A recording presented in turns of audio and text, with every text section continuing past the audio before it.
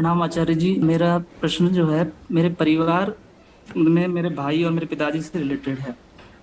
उन्होंने बहुत कष्ट सहे हैं पूरे जिंदगी में। मतलब जब से उनकी शादी हुई है पूरे परिवार में कलह कलेश ही रहता था। तो मैंने भी बचपन से वही सब देखा है। और इसके चक्कर में उन्होंने एक बार सुसाइड अटेम्प्ट भी किया, पर वो बच गए। फिर 2013 में मेरे पिताजी ने भी सुसाइड अटेम्प्ट किया, पर वो उनके पैर उनके चले गए थे, पर वो बचे रहे। फिर 2020 में वो एक्सपायर हो गए। और 2021 में 1 साल हो चुका है। वो मेरे मतलब मिसिंग है 1 साल से, मेरे बड़े भैया। और वो इतने सज्जन थे, मेरे पिताजी भी और मेरे भैया दोनों बहुत सज्जन थे। वो हमेशा दूसरों की मदद के लिए तत्पर रहते थे। पर जब उन्हें मदद की जरूरत थी तो कोई उनकी मदद के लिए नहीं आया। तो मैं ये पूछना चाहता हूँ, तो क्या ये दुनिया अच्छे लोगों के लिए बनी है कि नहीं, या फिर अच्छे लोगों को इतने कष्ट क्यों मिलते हैं? इसका आंसर हम पहले देते हैं आचार्य प्रशांत जी से पहले। तो तुम्हें लगा तुम कौन होता है आंसर देने वाला। भाई मेरा भी है चैनल बहुत बड़ा। ये चैनल तो अभी नया बना है, 3 चैनल मेंटेन कर रहे हैं। तो मेरा एडवाइस हम नहीं करे कि इनके जैसा एकदम बवाल होगा, लेकिन सुन के देखो एक बार।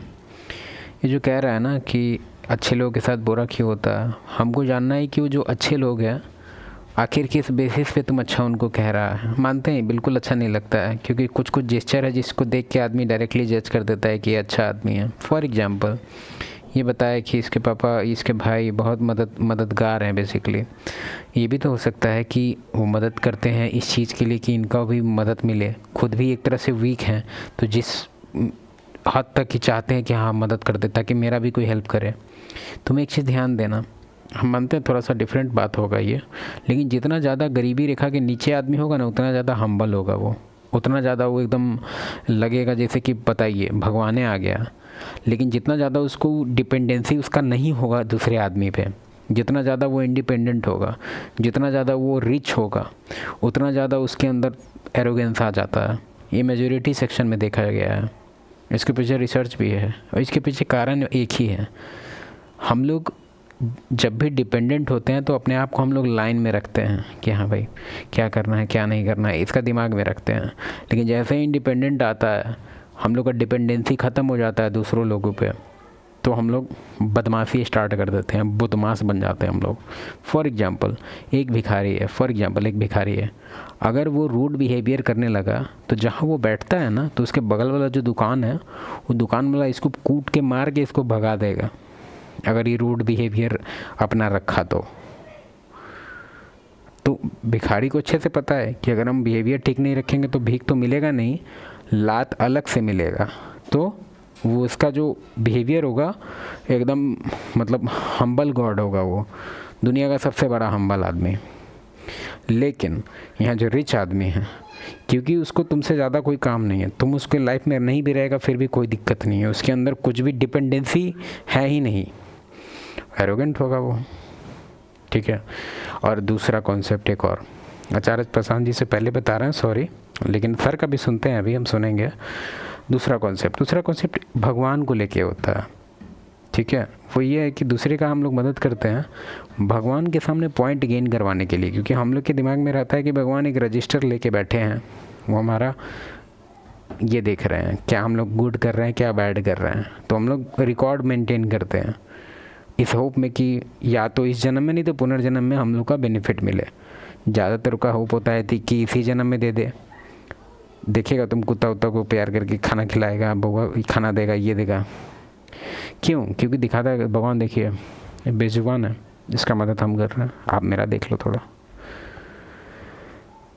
तुम देखना जो भी अच्छा लोग के साथ जो बुरा होता है तो सबसे पहले भगवान को ही स्टार्ट कर देता है, कितना दिन तक हम सबका मदद किए, क्या हुआ? तो एक तरह से इसके पीछे होप स्ट्रेटजी है, एक तरह से ट्रांजैक्शनल रिलेशन है, उधारी टाइप बोल सकते हैं कि हम पहले अच्छा करेंगे आप बाद में मेरे लिए भी कर दीजिएगा। तो ये कोई अच्छा नहीं है, देखा जाए तो बहुत रेयर है अच्छा आदमी को ढूंढना।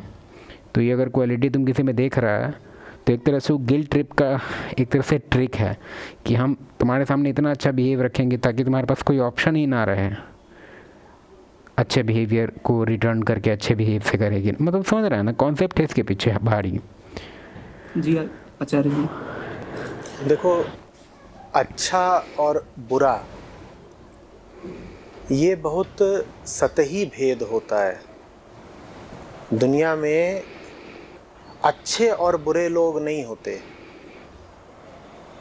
दुनिया में होशमंद और बेहोश लोग होते हैं, ज्ञानी और अज्ञानी होते हैं। आप एक बेहोश अच्छे आदमी हो और आप एक बेहोश बुरे आदमी हो, कोई अंतर नहीं है। हो तो बेहोश ही ना। ज़्यादातर जो अच्छे लोग हैं उनकी बड़ी बेहोश अच्छाई है। उन्हें कुछ पता नहीं वो अच्छे क्यों हैं, बस वो अच्छे हैं क्योंकि उन्हें बता दिया गया है कि इस तरीके से करना अच्छाई कहलाता है। ये पॉइंट तुम लोग ध्यान दो, क्योंकि उन्हें बता दिया गया है कि इस तरीके से करना अच्छाई कहलाता है। फॉर एग्जाम्पल ऑनेस्टी, बचपन से तुमको सिखाया गया ऑनेस्टी रखो, ऑनेस्टी रखो, ये बहुत अच्छा क्वालिटी है। भाई तुमको समझना होगा ऑनेस्टी के पीछे का कारण। अगर कोई चीज़ आदमी बहुत ऑनेस्ट हो, पोलाइट हो, तो इससे सिविलाइजेशन का जो हम लोग जिस तरफ बढ़ रहे हैं, एकदम नाइस सिविलाइजेशन हम लोग बनाना चाहते हैं, तो उसके लिए बहुत ही अच्छा रोल है कि सब इतना पोलाइट रहे।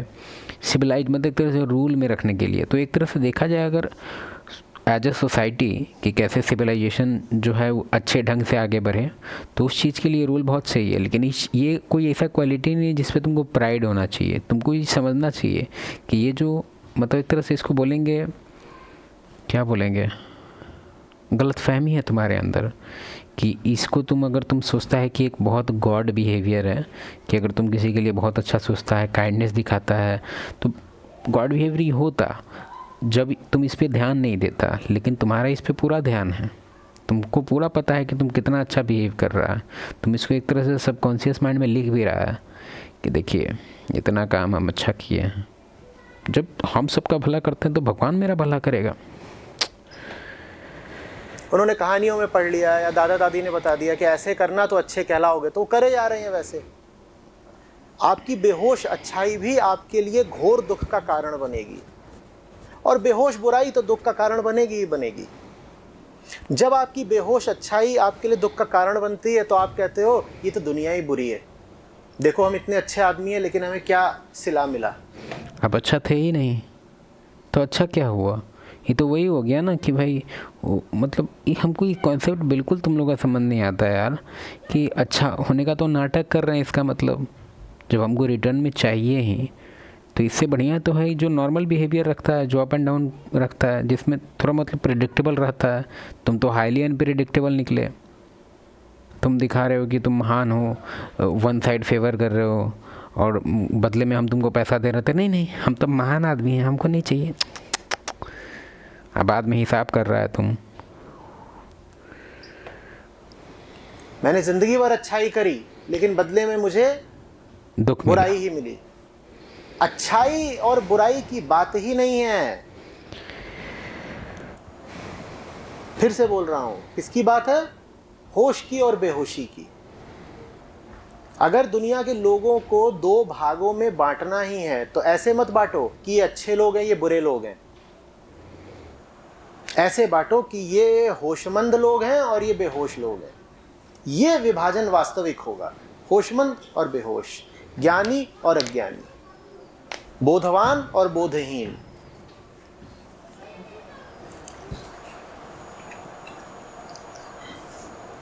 तू जो ये गूगल शीट यूज करता रहता है पूरा दिन, तुझे पता है कितना टाइम ये मूर्ख के कोर्स मत खरीदना, ही चुतिया काट रहा है। वेस्ट होता है गूगल शीट में। अगर तू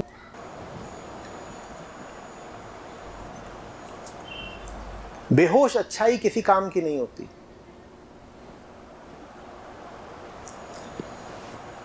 अर्जुन जब देखते हैं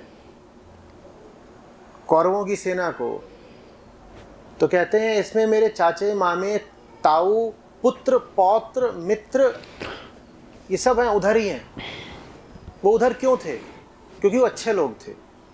दुर्योधन की जो उतनी बड़ी सेना थी ना, वो सब अच्छे लोगों से भरी हुई थी।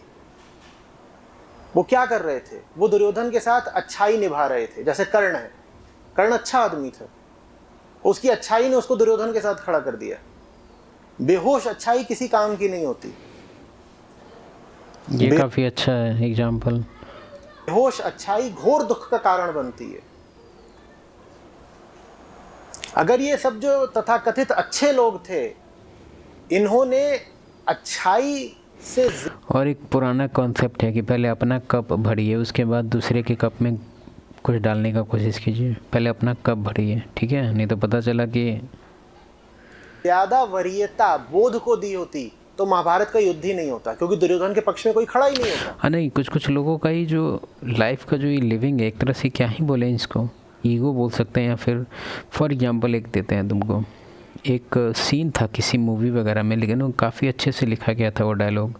उसमें दो आदमी था, टेबल के बीच में बात कर रहा था, और पहला कह रहा था कि सर हमको आपके ईमानदारी से कोई दिक्कत नहीं है, हमको दिक्कत है कि आपको बहुत घमंड है आपके ईमानदारी पे, हमको उससे प्रॉब्लम है। और ये बात सही है, मतलब देखा जाए तो कोई कोई लाइफ में आदमी पर्पस बना लिया है, कोई UFC में जा रहा है, कोई WWE में जा रहा है, कोई ओलंपिक में जा रहा है, तो उन लोग का लाइफ का पर्पस समझ में आता है। लेकिन ये सोचता है कि अगर हम ऑनेस्ट रहेंगे तो ये भी एक अचीवमेंट है, एज अ अचीवमेंट देखता है इसको ये, और इसका मतलब एक तरह से बैच लगा के घूमता है कि ऑनेस्ट आदमी है। दो लोग बोल दिया कि अरे ये जानता है, अरे ईमानदार लड़का है, छाती चौड़ा हो गया इनका। या फिर वेगन या फिर एनिमल लवर, ये दोनों का भी सेम कॉन्सेप्ट है। इसको एज अ अचीवमेंट देखता है ये लोग कि हम अगर वेगन हैं तो सोसाइटी से हम एक झटका ऊपर हैं, तो बाकी लोग को मेरी तरफ रिस्पेक्ट से देखना चाहिए। तो मतलब बिना अचीवमेंट का अचीवमेंट, दुनिया का सबसे ईजीएस्ट अचीवमेंट चूतिया काट रहे हैं।